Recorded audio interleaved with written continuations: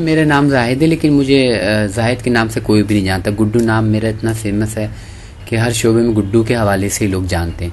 कि अगर आप कभी इस गली में आएंगे, आप जाहिद पूछेंगे तो कहेंगे कौन, और गुड्डू कहेंगे जी वो।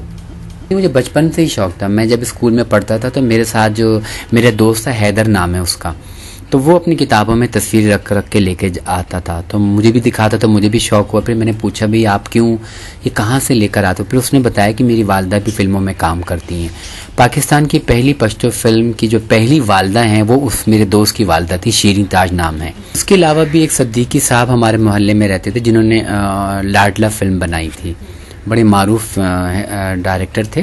तो उनके अभी शाम के टाइम जो है ना आर्टिस्ट आते थे कि उनकी जो कोई फिल्म बनती थी, अमूमन ये होता है ना कि जो फिल्म बनती है तो उसकी कहानी सुनाने के लिए आर्टिस्टों को फिल्म साज या डायरेक्टर अपने घर बुलाता है। तो मैं चुपके से जाके उनसे उनके बच्चों से हम लोग कहते थे कि मुझे भी देखना है। लेकिन तुम बोलना नहीं, देखो पर्दे के पीछे, वरना अब्बू सबको निकाल देंगे। तो हम लोग खामोशी से पर्दे के पीछे देखते थे। तो वो वहीद मुराद और वो जो उस टाइम के आर्टिस्ट थे, उनको वो अपनी कहानी सुना रहे होते थे और हम लोग खामोशी से ये सब कुछ बड़ा एंजॉय करते थे।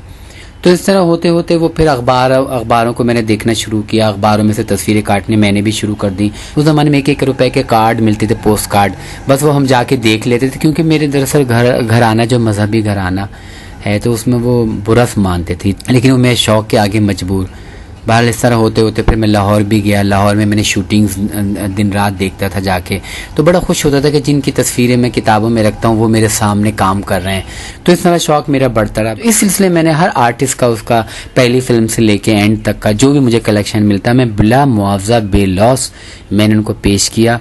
उसके अलावा मैं आप बताऊं कि इसमें मुझे कोई फ़ायदा मुझे किसी की तरफ से नहीं है। और मैंने फिल्म इंडस्ट्री के जो रिकॉर्ड हैं, जिनमें ऑडियो, वीडियो, पोस्टर, बुकलेट, पुराने मैगजीन हैं, स्लाइड हैं, तो वो सबको मैंने संभाल के रखा है। और मैंने जितना भी मेरा अपना डाटा है, मेरा 50% मेरा सारा डिजिटल मैं उससे मुंतकिल कर रहा हूँ। कई जगह तो मुझे ऐसी जगहों पे जाना पड़ता है कि बिल्कुल जैसे कोई कचरा चुनने वाले होते हैं कागज़ों में, ऐसे मैं अपने आप को, मैं उसका ये नहीं सोचता हूँ कि मेरे हाथ गंदे हो जाएंगे या मैं किस जगह खड़ा हूँ।